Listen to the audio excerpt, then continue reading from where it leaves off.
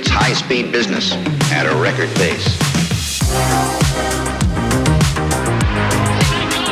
You get 70 miles per gallon on this sucker.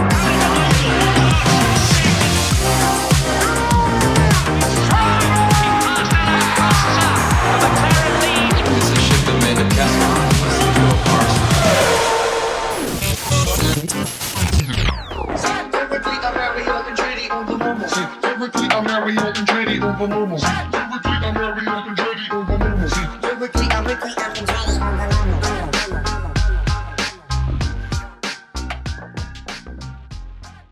Dun, dun, dun. Oh, We're here live. we go. Welcome to the Fast Ones. We're live, coming at you. My name is Max, and we got Mike in the studio tonight. Ooh, and the camera's right on me when I'm talking. Dialed in today. Dialed Locked. in. Locked Right and in. loaded We're on the locked right in. camera. Stay here the whole time. Is it going to go to Mike? I It doubt will, but It- it's nah. just not going Nah. to when you. It does it when I want it to. Good. This is not great. when you want it to. This is great.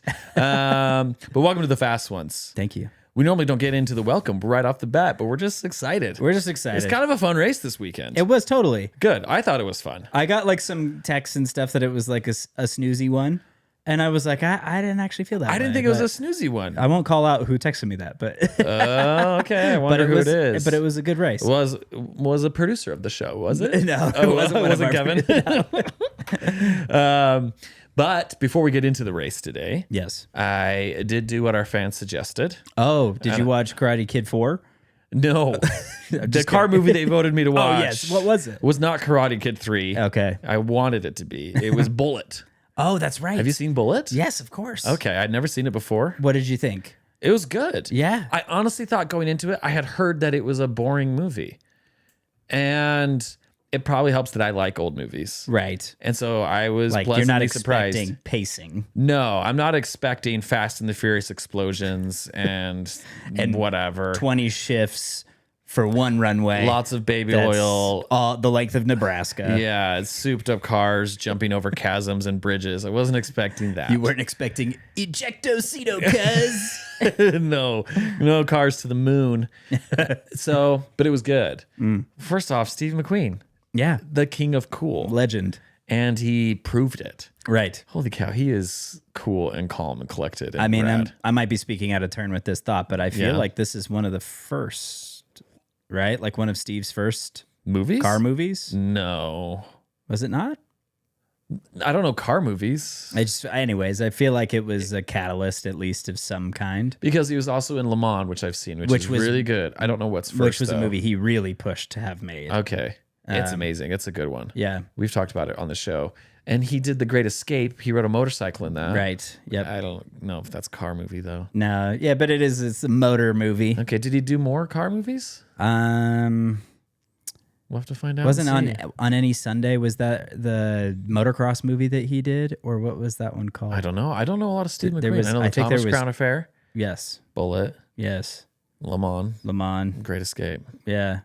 That's about all I know. I feel like the dirt bike movie was something like maybe I'm out of Okay, line we'll do because I some- know Great Escape was also one. We'll do some research. Yeah, I'll do. I'm like my brain's not fully calculated right now. Call me out of the comments. No worries. Hey, so going into the Steve McQueen movie, though. Yes. Bullitt. It is a great car movie. Spoiler, by the way. Spoiler, there's a car chase in There's it. a green Ford Mustang. Green Ford Mustang, fastback. Yes. It rips. It It is sick. It is a slippery eel. Yeah, it in is that movie. It is rad. And there is a car chase, and they are launching that. Sorry. What? There is a car chase. The movie is a car chase. Kind of. There is. Car chase is very long. Yes, it is like. Anyways, And I had heard the car chase is boring. But like compared to for someone who doesn't like car chases, right, and I was like, no, this is a good car chase, Right. And he is chasing a guy, Right. I thought they were chasing him, no. but it's so great. They're trying to find him, like these bad guys are looking for him. Yeah. He gives them the slip, and then he appears in their rear view mirror. It's just the grill of the Ford Mustang. I was Yeah, like, yeah. ooh, he got him. He's coming after you.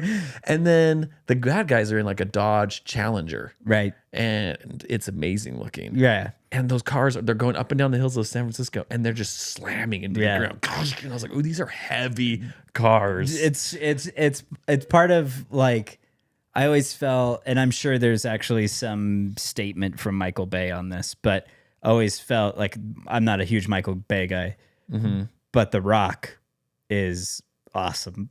Have you ever seen The Rock? Oh, I was thinking Dwayne The Rock Johnson. Not Dwayne The Rock. And I was like, The Rock Johnson. Okay, like, he's not bad. No. But the Sean Connery, Nicolas Cage movie. Yes. And they have a full chase scene with a Humvee, and I think he's in a yellow Lambo or something. He's the policeman, and he's chasing him. I haven't seen it long enough and to remember. they run through the streets of San Francisco as well, but obviously a little bit more 90s theatrics. There's explosions and car crashes. Modern film techniques. It's a little bit more engaging. And it's definitely Michael Bay. Like cameras are moving when they do not need to be, you know. But anyways, a really good chase scene through San Francisco. It's a good city to have a chase scene. Yeah. So I always felt like that was like a hat tip from Michael Bay to like Bullitt. Okay. Yeah, I could see that. Yeah. One thing I liked about the movie, lots of things I liked about the movie. The cars were interesting. Every guy in that movie, every man, had just the heaviest, muscliest American car possible. Yeah. Whether if it was like a Mustang, Charger, Challenger. Muscle car too. Yeah, like not like the saloons of the day. Or in just like big honking like Buicks or Cadillacs. But Steve McQueen's girlfriend in the movie, do you remember what she drives?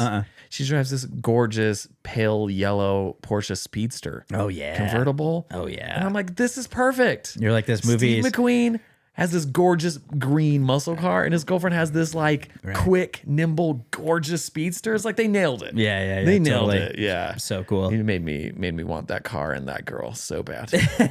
Mainly the car. Yeah. And Steve. I wanted Steve more than the girl. He had some pajamas. First scene he's in, he has some pajamas that are amazing. You're like, those are cool. They're like paisley top and bottom pajama set. Yeah. I immediately was searching the internet. Yeah, you're like, where do I get some silky paisley numbers? How do I have class when I'm sleeping? Sleeping in my underwear like an idiot. Yeah, what is this? This is the way to live. Jeez. This is luxury. Clearly. Yeah. This is how people with class. How does the king of cool sleep? Yeah. Matching top and bottom. Paisley. Yeah. Michael Caine, Christmas Carol. Matching set. That's what I'm saying. Coolest guy ever. Yeah, with I need Scrooge. Ebenezer Scrooge. I need a floppy hat to go along with it. It's classy. Okay.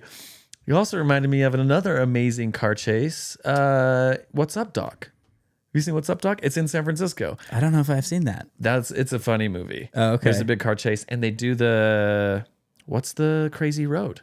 Oh, Lombardy Street. Lombard Street, and they go through the Serpentine, and there's a bunch of people trying to chase through there. It's a comedy chase scene. Oh, that's awesome. Okay. I mean, and the original Love Bug is in San Francisco. Oh, so Herbie does Lombard Street at one point, and I have driven it. Have you ever driven Lombard Street? I haven't. I've been to San Francisco a bunch. Yeah, I did. I haven't. I felt like I had to. Yeah. And I will admit, this was one of my favorite movies as a kid. I was fully sold on the Herbie thing. I was just the biggest fan. And so when I got to be an adult and I went to San Francisco, I'm like, where's Lombard Street? I gotta go. I've seen it in every movie. I need to go. I need to drive it. And it was the slowest I've ever driven a car. But because there's always 50 cars going down it. They all want to go on it. Yeah, and the corners are probably insanely They're tight. so tight. And modern cars are What kind of car were you driving? Gargantuan. I think we were in like a RAV4 or something, which It's is still tough. still not I was like, a Volkswagen you Bug. need a Fiat. Yeah. So, yeah. But anyways, definitely a slice of history up there. I think if you've been through some of the drive-thrus that they're building in Utah, you can probably drive Lombard Street. This is true. Yeah. There's some tight ones. If you've managed to get Taco Bell, you can drive Lombard Street. If you can get Taco Bell without hitting the barrier, you're great. My LR4 has a few little just nicks in the mirror When you hit the cement bar. from just the those pylons. You're like, that's Worth the Gordita Crunch. that is the sound of a Cravings Lux box. Oh, man. Okay, so Bullitt down. Yeah. Appreciated it. It's been so long since I've seen it. I'll have to revisit it. But it's good. definitely a classic. And it's a good cop movie. Yeah. Yeah, for sure. Fun stuff. That's awesome. I also started reading a new motorsport book that you haven't read. Oh, but I will tell you next week all about it. I'll bring it. okay. So I'll leave that as a surprise. Last week we talked about some books. Yes, we made some Some suggestions. suggestions for some fans. Yes, And will have a review next week. So look forward to that. I do. Okay. I will. What we have on the podcast tonight? Yes, We have Spa Francorchamps. yes. How do you say it? Spa Francorchamps. Champs. I'll just let go of the accent and just try and do it as American as possible. I really do think it's Francochamps, isn't it? Francorchamps. Champs. Francorchamps. Presented by Frank's Hot Dog. Hebrew National Frank's Hot Dogs. You know, if that track was in the United States, Frank's would be a NASCAR track, and it would be hot dog heaven. And it would, yeah, They would be launching hot dogs with the T-shirt. it would be competing with Martinsville for best hot dog racetrack. Heck yeah. Yeah. Okay, Spa. Well, a great actually, race. but I do have some news that I kind of want to news. get to Yeah. before Let's do it. Yeah, we get into Spa. Let's save it for the meat. And it's because That hot dog meat. yeah, Juicy hot dog meat. I'm feeling sick to my stomach all of a sudden. No. So yesterday was huge. It was huge, and it wasn't even Spa. What was it? Something massive took place.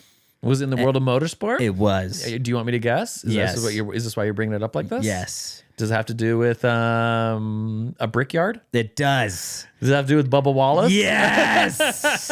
Okay, this is. I knew he won. I didn't know it was Yes. big. Oh my gosh, it's massive. What? Because look, they haven't been. Tell me about it. So the Brickyard 400 is something that NASCAR has been doing since the 90s.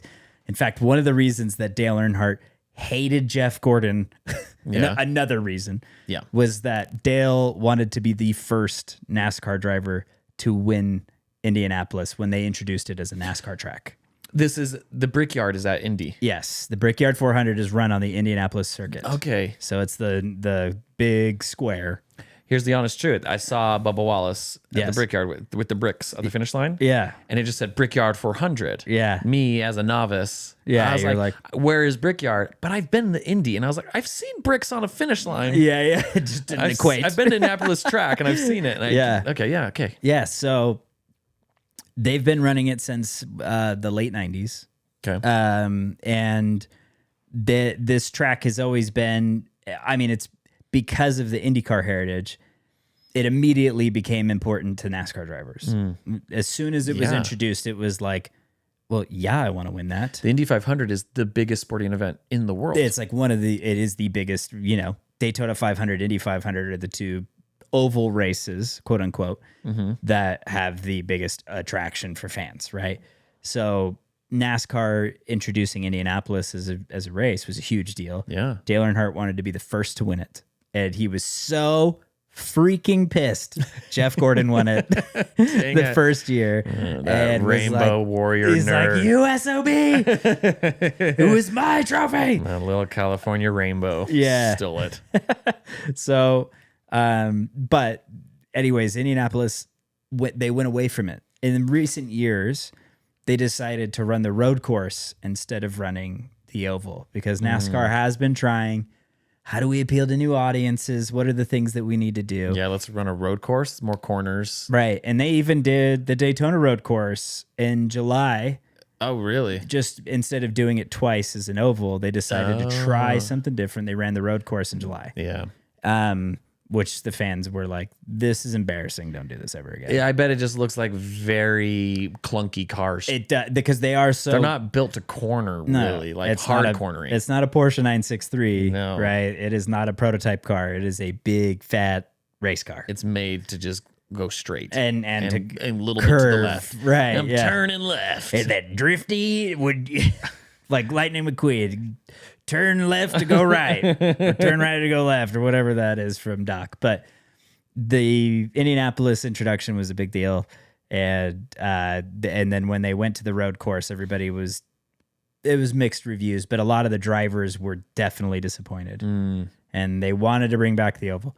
So the oval has only been they raced it for the first time in a while last year, and Kyle Larson won. Okay. And You drive for Haas? he races for Hendrick, but that Hendrick Hendrick McLaren thing that he has, Okay. and that's how he's been doing the Indy 500 every year. Okay. He's doing the double with McLaren. So every time they race at Indianapolis, his car goes blue and orange. It has both colors. Oh, okay. Normally just a blue and red car. But anyway.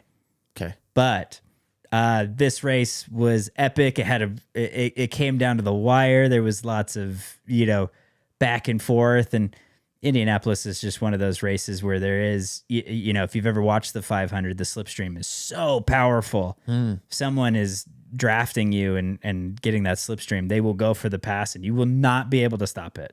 Okay. Because they are just coming with so much momentum. Wild. You can't block it. So in NASCAR, they have the same thing, but the car is way more robust than an Indy car. So they throw big blocks and it's so gnarly. But the race came down to the finish. Everybody was close on gas.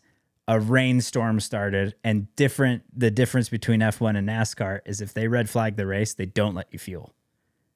They don't let you touch the car. Okay. And so F1, you can fix the car. You can do whatever you want. You just can't take it off the pit lane. Right. But you can change tires and you can do things once they say that, like, you get a thumbs up to you do watch the F1 movie, that's the last thing. They're putting a new whole rear wing on Brad Pitt's car. Right. But you can't in NASCAR. It's just whatever it was. It's whatever it was. It's got to go back out on track. Okay. And if they go under, another yellow flag, you got to go through the pit lane again and get service. So anyways, it was down to the wire. Everybody was like, there's no way Bubba has enough gas. Kyle Larson for sure has gas, and he was in second. And they're like, they come around, and it's like, is he going to peel off? And he doesn't. And he's just like, I'm going to run out of gas. It's my only chance to win this freaking race. Right. I'm going to take my chances. That's cool. And they launch, and someone crashes. And in NASCAR, the rule is that if you haven't seen the white flag, so whenever the white flag falls, the next flag ends the race, whether it's a yellow or a checker. Okay. So, and it's a moment of caution. So if you're halfway through the track and the back stretch, and the lights show yellow, whoever's in the lead wins the race. That's their rule. Okay, wild. It's a pretty wild rule. Okay. So, but he hadn't seen the white flag yet, so they had to do another caution, like circle the track laps, clean up the wreck, and restart one more time. And they're like, there's no way he has enough gas. And somehow he managed to pull off a win, managed to outdrive Kyle through the first couple corners and just was not catchable and won the race. It was wild. An epic finish, like such storybook stuff. It was cool. Great finish. Dang. And I was loving every second of it. I was just screaming my freaking lungs out. I was like, yeah, Bubba, let's go. Nice. So anyways, it was a really freaking good race. That's awesome. Yeah. Dude, that's amazing. How many laps is that race? That's a good 400. I'm guessing, I think it's 200. It's 200 laps, I think, because it's a 2-mile track. Okay. That's a huge track. Massive. And I guess I knew that F1 has to have a certain amount of fuel. It makes sense that NASCAR should, but do they fuel halfway through races? Yeah, NASCAR fuels multiple times. Do they just try and keep track of it, or are they just like slamming it in there and fueling it? They slam it in there, and then what they do is they weigh the gas cans after the pit stop, and they do the math on how much fuel made it into the car. And do they have to have a certain amount of fuel after, like F1 does? No. But okay, so you could be running on fumes. But NASCAR regulates the fuel.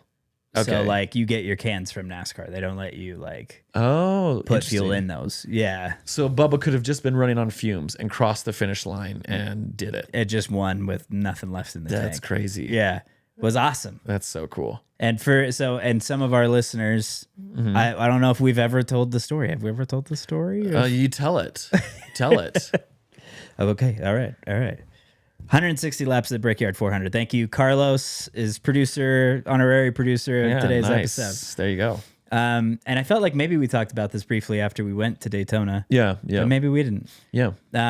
So yeah, in 21, I watched the Rolex 24-hour on TV like I always do. But during 2021, it was still that kind of, we're getting a little used to COVID being, like lockdown was still pretty much a thing. Yeah. And people weren't really like fully back to work yet. And it was kind of coming out of that. Mm-hmm. And anyways, I watched the Rolex 24. I'm sitting there on my couch watching it. And I'm scrolling through Instagram. And at one point, months earlier, I had found a Bubba Wallace photography Instagram. and I wondered if it was the same dude.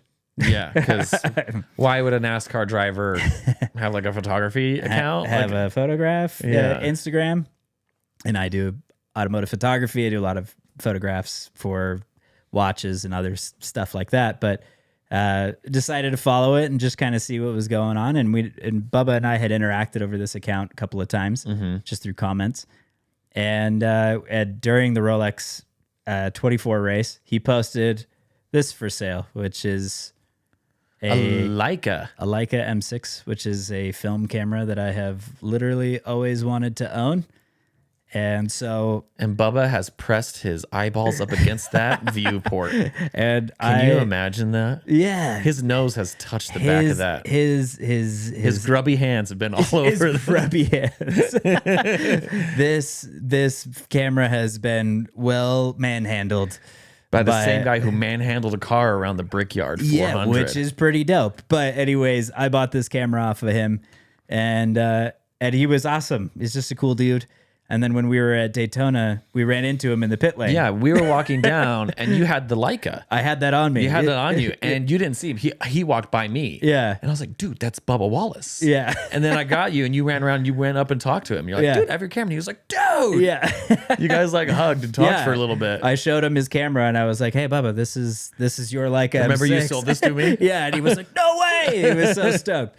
So anyways, congratulations to Bubba. I'm wearing this hat in honor of him today. I am so excited for him. Dude, when did you get the hat? My wife bought me this for, I think, my birthday. Oh, nice. It's a good pick. It's a super rad hat. Yeah. And I wear it actually all the time. I've just never worn it on the show. Well, you have the perfect excuse to today. Yeah, for sure. Congrats to Bubba Wallace. That's fun. Yeah, so huge win for him. Does that help him at all in the Cup Series? It does. He now has punched his ticket to the playoffs. How does that work? So in NASCAR, the playoff system works is that if you win, it's win to get in. Oh, okay. And then if the slots that aren't filled by winners will be in on points. So if there's only like 2 winners, because there's been only 2 winners, right? That the they rest just of the dominated the whole season, are just by points. Yeah. Oh, that makes sense. Yeah. And so, but if you're ranked 31st, which Bubba was not, but if you're ranked 31st in the championship and you win a race, you are like the black sheep, but the lucky dog that got your shot into the playoffs because you won a race. You're like a big underdog. Yeah, which is kind of dope. Yeah. Right. So, anyways, this is huge for them, and this is 23XI, which is Michael Jordan's team. Yeah, this is his race team. It's cool. And so to have Bubba qualify for the playoffs is huge for them. I want to say last year Bubba Wallace didn't make the playoffs. I think he did, but he did get knocked out. Okay, that's after right. a few rounds. That's right. Sorry, because he's really the only guy I know in NASCAR. I have yet to dive into NASCAR too hard. There's some good peeps in there, but Bubba and one of his buddies, Ryan Blaney, they're 2 of my favorites. Cool. They're good guys and great race car drivers. Cool. That's awesome. Yeah. Well, fun big news. Awesome race weekend. If you didn't catch it, go watch highlights. Awesome stuff. So from one rainy race to another rainy race. Yes, yes. Now we could get the spot. Does the NASCAR have like wet tires they put on? They do at short tracks and at road courses. They now use rain tires. But on a big, massive speedway, they won't don't? do it. Why? So the amount that you have to lean on the right side of the car is insane. The tread would not hang. There's no way it would hang. It would so you just risk shred sliding? to pieces. But yeah, it would there would be no grip. Okay. So like when you race at like a super speedway, it's impossible to be able to tell on television just how much the cars are sliding. They aren't like when you go karting, you know that you've connected a corner well if the car is slightly sliding. Okay. Right. Interesting. Just enough to help you get through it. Right. Yeah. And so that's how NASCAR runs. It's always on a knife edge. Yeah. Okay. And so if it's raining, it's just not possible. Wow. Okay. Cool. Yeah. All right. Well, shifting gears. Yes. We're gonna talk about Spa. Yes. Yeah. Like we said, some people got the vibe that they were bored. Yeah. But I thought it was fun. I thought it was way entertaining. There was a late start to the race. Yes. But before we talk about the real race, we talk about sprint race. Yeah, let's go sprint race. Sprint quali. Yes. I watched sprint quali. Oh. And that was the one where Lewis spun out. Yeah. That was the big highlight for me for sprint qualification. It was that just spun out on the last 2 corners. Yeah, the chicane at the very end of the racetrack. Yeah. And what did he say? Did he lock up or what was his reason? But he was just going straight and then was just spinning. Right. Yeah. It was and you can tell. I mean, and I've had the theory forever that Ferrari's biggest challenge has always been the car has always been so knife edge. Yeah. It either isn't steering or it's oversteering. And I just felt like I could see that visually through some of the years of Sebastian Vettel would have random spins like that and being like, why is this happening? So, but anyway, it seems like Lewis has fallen victim of the same. Dude, Lewis is not happy. Well, did you hear about what he did? I just saw the interview after. I don't know what he did. What do you mean? Did you hear about the document that he drafted for the team? No. Yeah. This is news to me. Yeah. Well, let's talk about it because like this Lewis had a terrible weekend. Good. Anyway, quality was terrible. So we've been saying on this podcast that Lewis is the worst.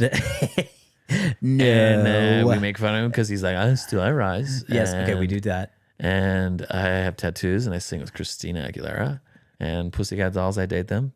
And I've never lost anything in my life ever. That's Not even a tooth. not even a tooth. I don't even lose teeth. And I don't even lose my hair. Don't look it up.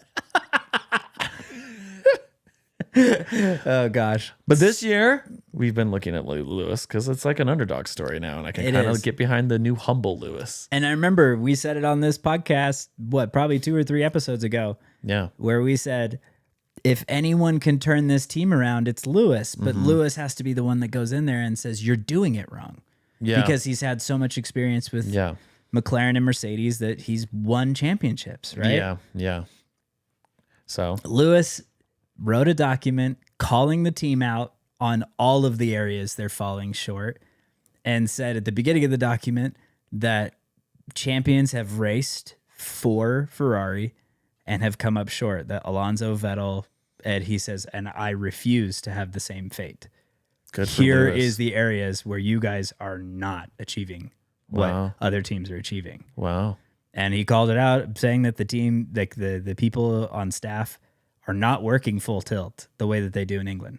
Whoa. He's like they're a passionate people and they care about their team and their car, but they are not putting in the work that Mercedes and McLaren are putting in. Wow. And it's heavy. It's a heavy thing that he's sounds calling him heavy. out on. Yeah. But he just said that he's like, this is my time, and I am not going to lose my opportunity to win the championship. Wow. Good for Lewis. So pretty awesome. Pretty awesome. And again, he had to be the one to do it. Charles say- wouldn't know any different. No, Charles wouldn't know any different. Charles is crying right now somewhere. He doesn't know anything else but sadness. He knows nothing but He doesn't the write sadness. documents. He writes sad piano melodies. That's all. That's really good for Lewis. Because yeah, who else is going to do that? Nobody. And no one else could, even if they tried. Like, Right. let's say they got like a race winner in. Like, let's say Lando goes to Ferrari. Yeah. He doesn't have the weight, the power, and like the clout to could- be able to be like, You could tell I'm him this doing is how my team was doing it. Yeah. But yeah, everybody would be like, why don't you go play some video games? Yeah. you know? Who are you? Yeah, exactly. You're Lando Norris. You need Yeah. to be grateful that you're here. Ferrari is grateful Lewis is there. 100%. That's amazing. So hopefully that brings some change to the team, some motivation to put in a little more effort. Or I mean, did he obviously released the document. I haven't read the document Can you itself, read it? but I know that these were the bullet points that were released. How did we know that? Just because he's the one that kind of said what was in it. Okay. So I would love if that got also, I don't know how you would leak it without like exposing all of Ferrari's secrets. we need to figure out if Helmet Marco can get access to Lewis's email so he can put it on Google Drive for Yes, us. exactly. Preferably the same Google Drive that he used to expose Christian Horner. Yeah. This would be ideal. And Lewis making that move, I feel like Ferrari can't also go back on that. You know what I mean? Yeah, With they Lewis can't being hide from public it. about like, hey, I've done this document, even just giving us bullet points on like what might be in there. Right. If Ferrari kind of pushes back and they're like, no, we're doing our Italian thing. We're like, we are the best. We know the best. Like Right. you are just our driver kind of a thing. With what they've done to kind of all the other drivers, Lewis can be like, no, we're not doing this. Right. I've already given you the document. Everyone already knows that you guys suck. Right. Everyone already knows I gave you proper warning about everything that you're doing wrong. Right. Like if you continue to fail, it is completely on you, and you will answer to the angry Italian fans. Right. Yeah. Your painting will no longer be in the Vatican. At this point, it's like the Tifosi are now 100% Lewis fans, I feel like. They have to be. What are the fans picking now? Are they picking a car, or are they picking the guy who's trying to save the car? Well, and I think that like there, to some extent, part of Fred Vasseur's disadvantage as a team principal Is he's French. They don't like French people. They do not like the French. But no, I think that one of the advantages that Fred, or one of the disadvantages that Fred is faced with, is that Fred's team principal experience in Formula One has been at Sauber, the Swiss team. And there's nothing wrong with that, but it isn't a UK based team, and it hasn't been a world championship team. And Sauber hasn't been massively competitive compared to, it's been midfield for a decade or more, right? So where Lewis comes in with some sound advice for even the team principal to be able to hear and say, yeah, we need to be pushing harder. We need to be going. And I remember probably 2 or 3 years ago, there was a guy who was a YouTube influencer who started posting videos about why he left Mercedes F1, and he was an aero department employee, and he worked alongside a team of other aerodynamicists. And he said that, and he was not a traveling member of the team. He worked at the factory. And he said that he left the team because he just never was home.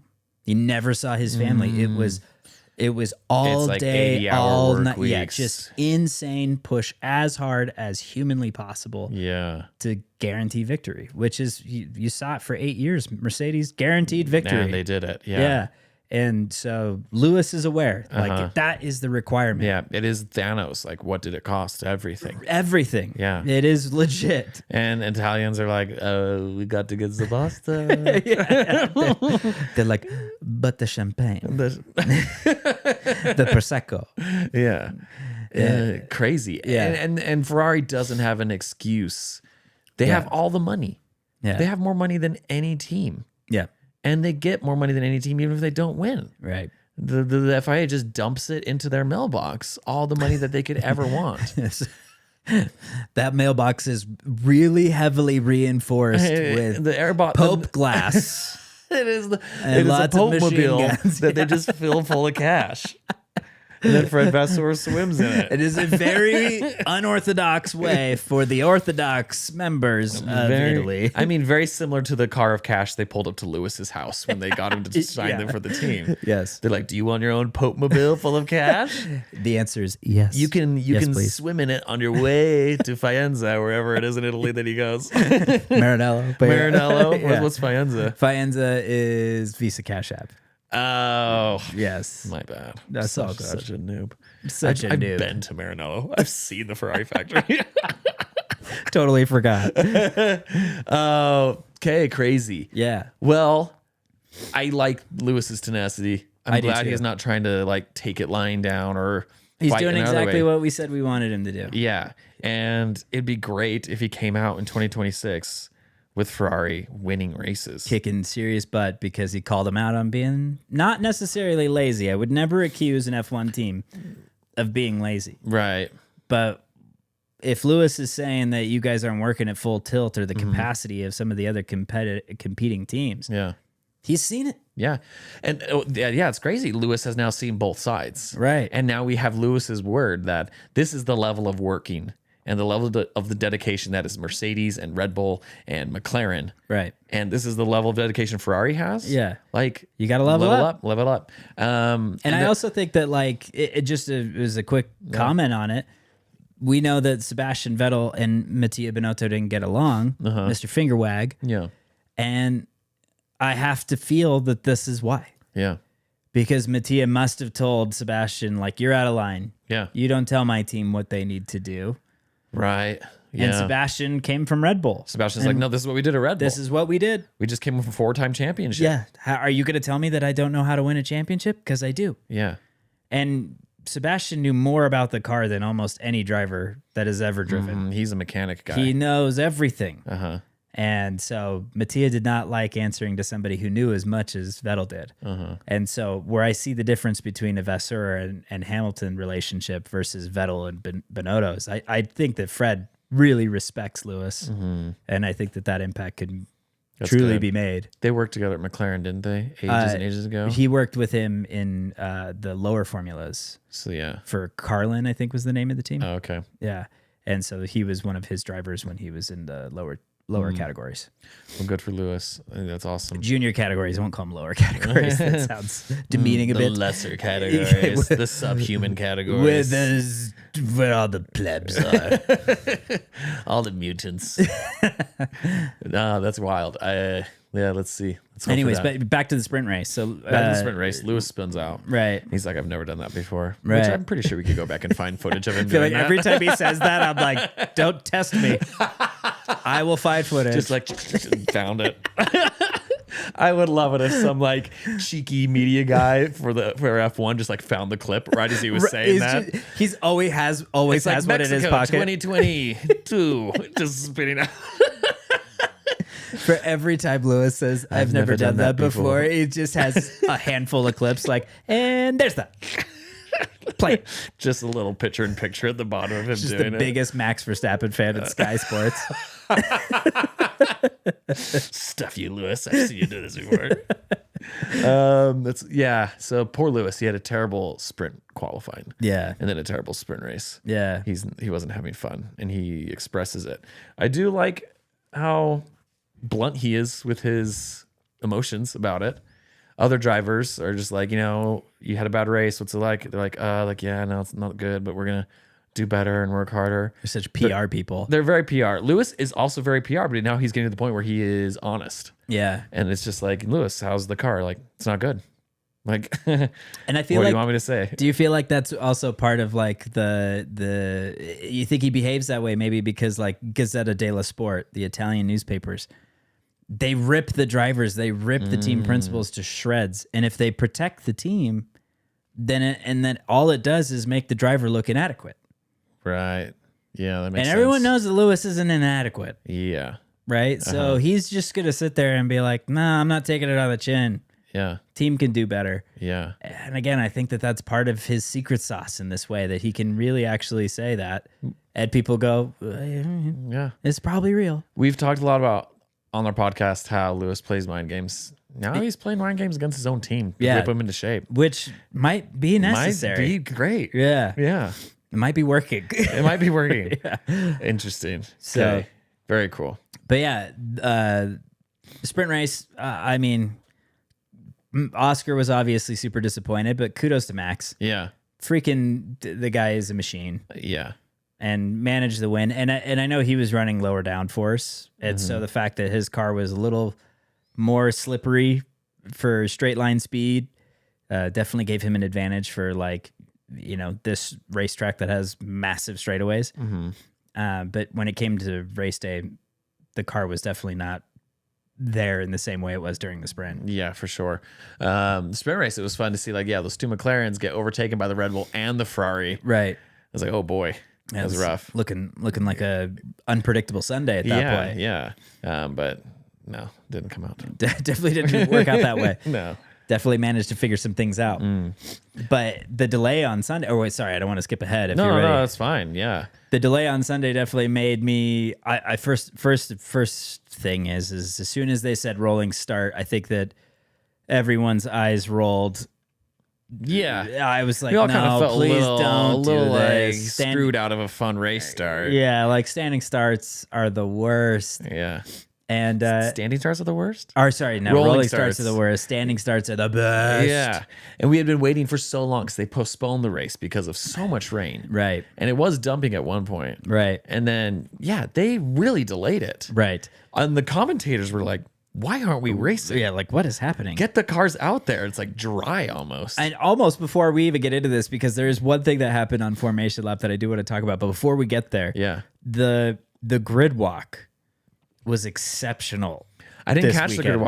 the grid walk. Nico Rosberg did it with Martin Brundle. Amazing. And dude, The worst with the best. there was a couple of things that he did that were so rogue, but one of them was so damn good that I'm like, Nico, you've changed my mind. What was it? You stick around forever. You are a What hero. did he do? he walked up to Jos Verstappen, and I think Martin Brundle may have asked the initial question. I'm forgetting in this moment. But they walked up to Jos and interviewed him and said, like, so what do you feel about Christian Horner being gone? And he goes, I don't have a response to that. And Nico puts a microphone in his face and goes, oh, now you're quiet? Oh, no. Oh. No, not even kidding. That really happened. Jeez. That's crazy. Full send against Jos Verstappen. Wow. Okay, good for Nico. I guess that's where like his extremely cocky attitude comes into play. Like, that's where it got he as thinks good he as it can is, ever like, be. the greatest thing on this earth. Yeah. So yeah, Jos Verstappen's not going to get away without it. Yeah, he just like he's so taken off guard by just how snappy Nico can was. someone get some words out of Jos? Dude? Yeah, that was probably one of the most epic moments from a grid walk that I can remember in recent years, for sure. That's awesome. So that's hilarious. Shots fired. Way to go, he Nico. didn't answer. He didn't know what to do. Just like, what a good burn. Yeah. Okay. Just like, do you think Brundle's like, before we go out, yeah, you got to be roasting? Yeah, you got think ABR, always be roasting. I think I need you to think the insult comic dog. What was that? Triumph. Insult comic dog. Yeah. I think I will be Martin Brundle. You will be Triumph. Oh my gosh. It's just such a good They've been move. practicing like roasting and criticizing and insults. So epic. Right off the cuff. One of the best moments I can remember. That could be a good duo moving forward then. Yeah. More like duo roasting grid walks with Martin and Nico. What a move. Yeah. We didn't what a thing that we needed. We didn't know we before needed. It's just Brundle all by himself, and it made it so much fun to see this like little British guy trying to like talk to the tall celebrities and then also like behind their back like making fun of them. But to have two guys almost like on either side of a celebrity mocking them. Yeah. That's what the fans want. Nico also called out Zach Brown after the race because he was talking to him, and Zach Brown was talking about some things that Lando had done during the race. Yeah. And he was like, oh, that cost Lando the race, huh? And Zach like didn't want to answer. Also, Nico, just no class. Turning the knife. Just turning it. What did you say about the era of Lando Norris, Zach? What did you say in Netflix? That's amazing. Yeah. Okay, cool. So, but I missed anyways, the grid walk. Too bad. then during the warm-up lap, the Ferrari engineer, Brian Botzi, was on the radio to Charles Leclerc and telling him to change switches on the steering wheel. And Charles is like, I don't think you understand. I can't see 10 meters in front of me. I'm not touching the steering wheel. And he goes, okay, understood. Strat 2. When you can. And Charles is like, what don't you get? I'm not doing it. So funny. There's like a whole paragraph in the Lewis documents that's like common sense. Can we listen? When we say shut up, shut up. In English, it means no more. Talking to a driver who's about to lose their life. How to talk someone down from like the edge of death. Yeah. Don't keep talking. My dad says just keep going. Yas will complain to Ben and Ben will ban Nico. Yas has a lot of sway somehow, which we just don't want. Yeah, he has a lot of evidence on someone. Yeah. A lot of dirt on someone. He's just got through Nico Rosberg's Google Drive now. Nico's squeaky clean, maybe. He probably is. Through. Probably is. Him and Brundle are untouchable. Yeah. The only clean guys in F1. Try to get those guys banned. You're going to get a lot more uncomfortable grid walk moments. Oh, man. Then the race delay. Yes. Massive race delay. So much. And I was actually kind of grateful because it permitted me to be joining late in the race and get fully caught up before. Yeah. And then I got to watch it live because I think it started at 7 a.m. our time, which is really quite early. Quite early. I joined at like 8, so I had like an hour to catch up on. But thanks to the Roku app on F1 TV, they fixed the thing. Oh, perfect. I was all prepared because like I've said in past episodes, it doesn't let me join live or join from the start. It doesn't give me the option. It just goes straight to the end. Your complaints from our podcast have made it through to the app developer. I hope they did. because I had even developed a method where I turn the sound all the way down so I don't get any like audio thing being like Lando Norris has won the race right as I turn it on. You're like, I tape cardboard on the score and then I go pylon. like this. I go like this and I cover the screen so I can't see. You're like, I just need to see lap. Can't see the ticker. Can't see any lap. I just need to see the bottom time lapse, and I just rewind it. But then I started it up, and it was like start from beginning. I'm like, oh, they fixed it. There it is. I bet there were thousands and millions of people, all with their Roku F1 app, being like, stop showing me the end of the race. Doing this. Yeah. Okay, so I joined from the start, caught up quickly, which was great. Yeah. One thing I did notice that stuck with me, so they finally get the race going, and they're behind the safety car, and the track is dry. Right. It is pretty much dry. Yeah. There's a little spray. We've seen crazier in other races this year. I mean, multiple times. Yeah, during Silverstone, it was buckets. It's crazy. Buckets of rain. But in this race, they were being very careful on when to start the race. So cautious. And the whole time behind the safety car, did you notice this? That Lando Norris is like, don't start the race. Don't start the race. Yeah. And you have all these like hungry, really good drivers like Max and Lewis. Go. Like, let's go. Like, what's taking so long? And I just think Lando, was he just scared? 100%. And every hungry driver behind him, Oscar, Max, and Lewis is like, I need this. Drop the green flag. Just drop it. Put the pedal down. Yeah. Let's go. After the race, Oscar was interviewed, and they said, and I think it was in the post-race interviews on television that he might have said this, but he said something to the effect of, yeah, on the first lap, I knew that I could push a little harder than Lando. Going up the hill because I knew that he would probably take it a little bit easier. And so if I pushed a little further, that I would gain on him. Yeah. And if I had enough momentum that I'd get past. And so he'd already made it up in his mind. He already knew Lando would not go full throttle. Here's the Fernando Alonso on Michael Schumacher. I know he has kids. Yeah. He's going to break and let me pass. Oh, yeah. That was, and when like Oscar said that, I was psychopath. like, yo, there it is. Yeah. He just called his teammate out on being weak. For real. And being like, he's not going to go Lando as said hard. it after the race as well. He's like, I knew that, like, yeah. I wasn't. He's like, I wasn't pushed at the limit or the edge as much or whatever. Yeah. Yeah, wild. Oscar. I mean, Oscar doesn't fear death. No. He fears losing. Yes, which Lando's the opposite. is a great motivator. Which is how we want our race drivers. Yes, because Lando doesn't fear death. He fears sushi. He fears Oscar's mom saying something mean about him on social media. No, but I think that Lando's probably also, and to his credit, Lando's probably also thinking that like second is still better in the points for his championship fight. Yeah. Than a DNF. Yeah. Which is not something that Lando has done well this year. Yeah. Where he ran into Oscar in Canada. But yeah, so even just saving it and letting Oscar pass it's definitely not going to win the championship by doing that, but he's not going to win the championship by putting it in the fence either. True.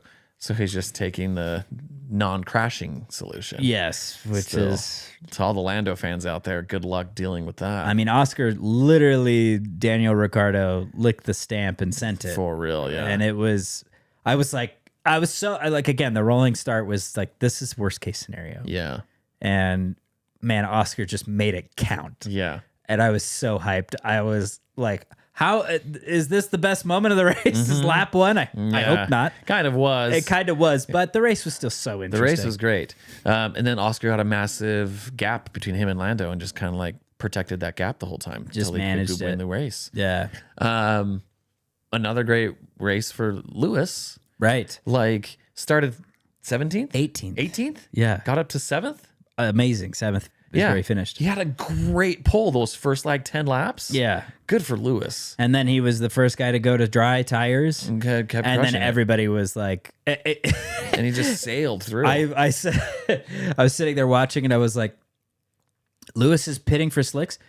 George, you've missed this by 2 laps. Where are you? Yeah, where did you... You were supposed to jump the gun. You're supposed... I felt You're like... supposed to already be in a wall somewhere. Did I miss something? Did George crash already? So anyways, but yeah, Lewis was first to jump to slicks and Yeah, freaking 7th place. He's the king of the rain. Yeah. He's great in rainy conditions. For sure. Remember that race? Was it Turkey where he just drove his wet tires into slicks? Yeah, and then And went from the back to the front? Yeah. I was thinking of that the whole time. I'm like, he's going to crush this. He's in the back. He's going to get ahead because he's good in the wet. He's going to go through all like the rookies and all the novice drivers. Right. And then turn to slicks and then beat everyone else And then keep going just through. crush it. Yeah. And I just felt bad he didn't continue that momentum past Alex Albon. But to go from 18th to 7th was great. Still a huge feat, especially given how bad the weekend started for him. And I also felt bad because if he had qualified better, he could have done that exact same thing, but from 10th to 1st. I'm like, exactly. If he had started in at 10th place, he could have won the freaking race. He could have won the race. Yeah. With the progression he made, it would have been huge. Yeah. And that's, what he's trying to avoid with Ferrari from now on. Yeah, totally. Just qualifying well. Yeah, he's got to find that secret sauce. Yeah. So, but yeah, I felt like kind of in typical rain race fashion, there was a lot of mixed strategy and the orders just going nuts and I was fingers crossed, just hoping that Haas would get some points. I was gonna say Haas had some ups and downs. Ollie Behrman's in the record books for 4 consecutive races finished in a position, which is a random record, but Crofty kept being like only a handful of drivers have ever finished In the same position? 4 times in a row? 4 times in a row. That's a weird stat. Ollie Behrman finished 11th for his 4th consecutive race. Wow, that's really weird. And he's joined the club of like Lewis Hamilton and Ayrton Senna. Of course. Like, it's just like Ollie Behrman has a great career ahead of him. he really does. I'm like, that's What a elite weird club. stat. Is it because those other guys have finished in first? I think some of them. All those are first place But finishes? no, but like, and I think like, Bottas, like there's a couple of people who have finished second as well. Oh, yeah. Consecutively, like really, really frequently. That is interesting. But Ocon was looking strong during a lot of the weekend. Yeah. He like great qualifying, great sprint race. Haas just had some, I think, bad strategy moment calls in the real race, but they were looking so good. And just a bummer that it didn't pan out because they both got into Q3. I think so. Or at least for the sprint race. Or maybe they were in Q2. I think they both qualified just out of the top 10. They were doing great. I think that they... Maybe in the sprint race. Yeah. I think earlier this year, like they were doing great. And then Kick Sauber started like... Hulk got on a podium. And I was worried that Kick is going to start like outpacing Haas. Right. But Haas has stayed really consistent. And that's amazing for the Haas team to have like consistent performance, consistent gradual like upgrades. Whereas like V-Carb, Aston Martin, and like, Kick Sauber, I feel like they're inconsistent. Totally are. Yeah. And I feel like Haas, they got that and Henry, if you're not on, I'm not going to have my sources here, but I believe that they've had an upgrade. That new Ferrari rear suspension came to Haas as well. Oh, cool. Which, if that took place, there's a good chance that is also going to be something that they're going to have to adapt their current system to in being able to deliver a good result. Because it takes time to be able to learn that new upgrade, especially if it wasn't your upgrade. Yeah. Oh, yeah. So if you're That's putting a weird thing to like adapt to your car, right, to bolt on and then learn it. Yeah, and be like, okay, how does this affect our current? Yeah, it's like when Apple pushes an update that you didn't want. Yeah, exactly. You're like, crap, I don't know how to text anymore. Yeah, I used to. Yeah, but now they've made it so the keyboard is now slightly to the left. Yeah, it's annoying. Yeah. Ocon's not that far behind from Nico Hülkenberg. In the points. Yeah. And I remember thinking like, oh, if Ocon and Behrman can consistently keep getting like in the point finishes, then we'll beat Kick Sauber by the end of the year. Yeah. Which is a thing I was thinking wasn't going to happen after Hulk got that podium and Kick Sauber was like getting in the points. But no, it's been going good for Haas, even though it was like not as good of a weekend as we wanted. Sorry, we got some cricket emojis from somebody, but thanks for being here, Lucas. Nonetheless, the crickets because there's no one in the chat this week. Yeah, maybe that's what it is. Maybe that's what he's hinting at. But yeah, I think hopefully Haas can kind of make an impact on the rest of the season. And there's some tracks that I think could be favorable for their setup. Yeah. So, Lando Norris had that little spin out. Yes, or just like the journey off track through Puhan. Yeah, it's crazy how just one small mistake kind of like threw off the last bits of the race. Yeah. Because like he might have been within striking distance to get Oscar by the end of the race, but it's just like one little off track. Right. Puts him a second behind and then like screws up all the rest of his laps that he was leading towards. Right. And I remember thinking about that as I was watching Lewis hunt down Alex Albon. Right. Because he got within like 0.5 seconds at one point. Right. He got real close. But watching him get to that point was just like so like slow but consistent. Right. Just like, and I was like, oh, he's probably hitting every line perfect. And he's just slowly hunting down Alex till it gets to the point. And like, you can't make any mistakes during that whole thing. Right. And just impressive to watch that. But then to watch Lando, not to like say like No. throw Lando under the bus, but like Lando's the same thing. You have to be as consistent, right. And you can't make any mistakes the whole race, especially when it comes to hunting the leader. The who leader has the championship. clean air, and yeah, they've got the advantage. So yeah, lockups are going to put you way behind, and it's going to make it very difficult to be able to get all the way to the to your championship rival and to be able to fight with him. And this year, it's really like hitting me how important this championship is for Oscar and Lando. It's critical. Yeah, I mean, in previous years when I've watched a championship race, it hasn't hit me quite the same because I've just thought like, oh, like when I'm playing a game with my friends and they win, it sucks. I'm like, well, yeah, get them next time, or like if they win in Halo or whatever. Right. I'm like, dude, you beat me last night in Halo or Call of Duty, whatever. I'll get you next night. Right. But for Lando, there's not going to be another night. No. Like if he loses this championship, that's it. Yeah. Like he worked his whole life to get to F1, which is impossible. Got into McLaren, which is impossible. Right. Because drivers like Nico Hülkenberg have been in second tier teams their whole life. Right. So he gets to do a good team. They put him as the first driver. They build the car around him. Right. He has everything going for him.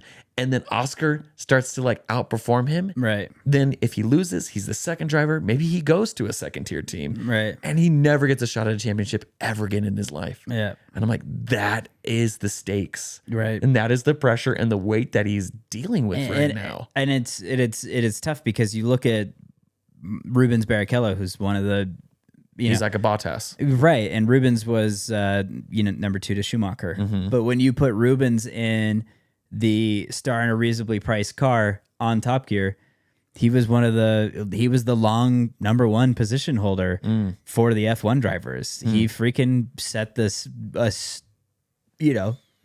stupid lap. It was so fast. And that guy is an unbelievable F1 driver, but he was second to Michael, and it just made him second forever. And that's the other possible fate, is that Lando knows that if you get to a stage where if McLaren are going to favor Oscar, that he may just end up being the number 2 guy. Yeah. And other teams would be like, yeah, I mean, we'd take Lando, but he'd be number 2 here. And McLaren might keep him for another year.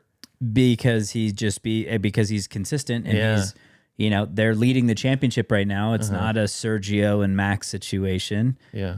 You have a consistency between the two of them where they're trading wins, which is important for the team in the championship. Yeah. But at some point or another, he also probably wants to prove something to himself, and But to come this close to the world championship in F1 and to have it and then start slipping away. Especially again, like you said, it's rough. at a team that you've been at longer, with a team that backed you hard and publicly backed you. Yeah, over Carlos Sainz. Yeah, over Daniel Ricciardo. Yeah, and now you are our future champion. You are the one. This is the era of Lando. Yeah, and now it's being like taken away by this psychopath Australian guy. It was really quiet. Really good. Yeah, and really good. Yeah. And really somehow the most mellow, even-keeled human who doesn't get mad. Yeah. It's crazy. Yeah. So it just it's been hitting me lately how much pressure and weight is on that and on this moment right now. And they're in the cool down room and they're so nice to each other still. Right. But I'm like, they gotta be hating each other. Lando has to hate this. Oh, I'm sure he's just. But they're holding together really well in front of the cameras. Yeah. I mean, and by the end of the season, I want to see some fists. I'm sure it's going to get down to it, especially if they crash. At this point, we've seen a clash, Yeah. but it was Lando running into Oscar, which isn't the same thing. If Lando takes Oscar out in a race, there's going to be shoving. It'll come to shoves. I don't think that as quiet and calm as Oscar is, it will push him over the line. And this is why I see those highlights from the Rosberg Hamilton era, and I'm like, oh, they hate each other. Throwing stuff in the cooldown room, crashing on the track. Nothing will be better than the hat throw. Yeah. It is still my favorite thing that ever happened. And if you watch the Senna movie, Senna and Prost, they hated each other. I always say it was dramatized for film. Yeah. But they definitely did not like each other. Yeah. It was mostly Prost was pretty bitter at Ayrton for winning so much. Okay, but it's an interesting moment in F1 right now, especially for McLaren. Right. And I think it's going to keep getting better and crazier. Yeah. But we'll see if Oscar starts to pull away now. I feel like he might be dialed in. I we mean, talked last week. He could ruin Lando's momentum. Right. And just start taking it. And I mean, the Hungaroring is somewhere that has historically been a good track for Lando, but Oscar won it last year. It was his first win in F1. And so that's where we're going next. So it's gonna be a fight between the McLarens next week. There's no question. Yeah. Yeah. Is it next week? Is August 1st this weekend? Yes. It is. Hungary's this week? Is it? Yeah, August 1st through 3rd. Okay. So the Hungaroring. Hungaroring. Which sounds like it doesn't have enough consonants. No, it's a hard one to say. Hungaroring. The Hungaroring. Dude, what time are we at? How are we going? I'm sure we're at some kind of time. We're at some kind of time. We've been here for an hour. We get 7 homies hanging out with us, watching this with us. Well, and thank you for being here. Yeah. All in all, I thought it was a fun weekend. I thought it was great. Yeah. I likewise. Anytime there's rain on a track, it's great. Totally. I did get surprised that there was no crashes. I was very surprised. Holy cow. Yeah. Especially at Spa. Yeah. It seems like even in the dry, this track tends to catch people into a gravel pit. Can we talk real quick about Kimmy Antonelli? Oh, also Yuki had a great race. Oh yeah. Is it because he finally got on the same upgrade as they finally his teammate? Put some Milwaukee tools on the other side? Yeah. They're like, oh, do you need some battery packs for your tools? I literally thought to myself that I was like, if Yuki turns this season around after Christian's gone, what does that mean? We absolutely know what the problem was, right? Yeah. And like Laurent Mekies has been on the team now for 3 weeks or however long, 2.5 weeks.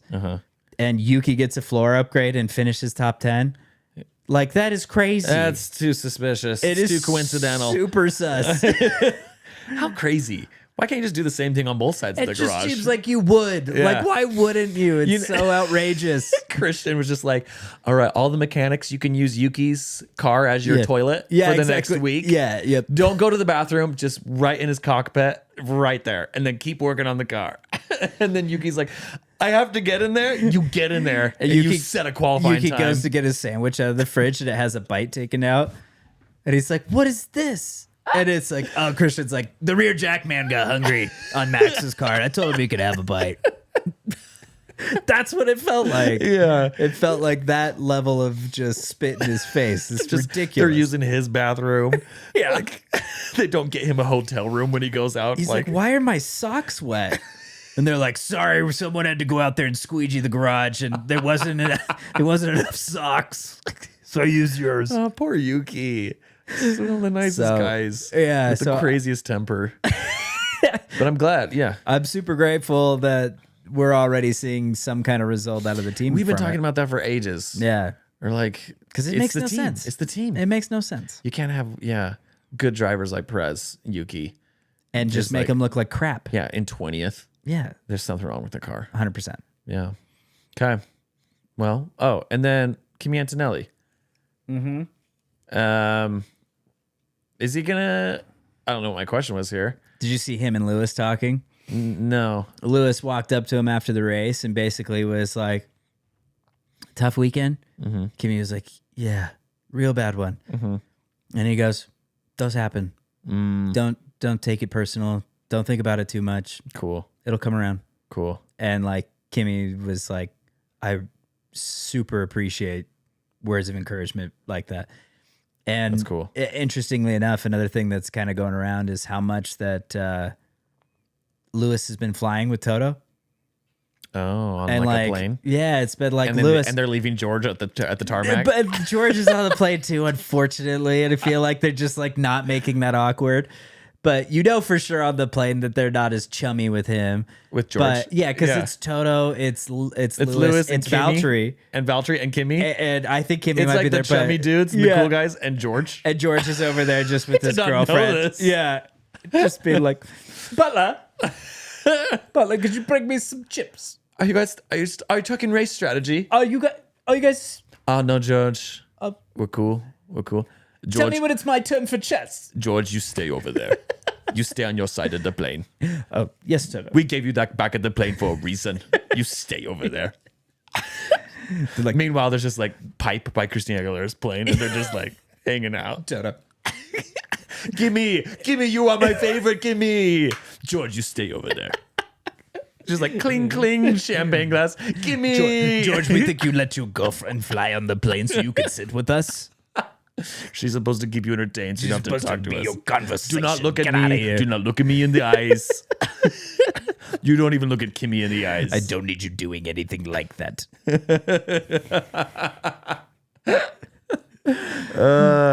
Henry is here. Okay. He made it. He made it before the ad. So thank you, Henry, for being here. Anyway, We're wrapping up. Okay. So good timing, Henry. good episode. Good episode. But Hungaroring this week. Yeah. We can't wait. We can't wait. It's going to be a good one. Gonna be a good one. Okay, thanks for joining us on the Fast Ones. Like and subscribe if you haven't. Tell all your friends about us and tell us about all your friends. And then join us next week, same time. And we got some good book reviews coming for you.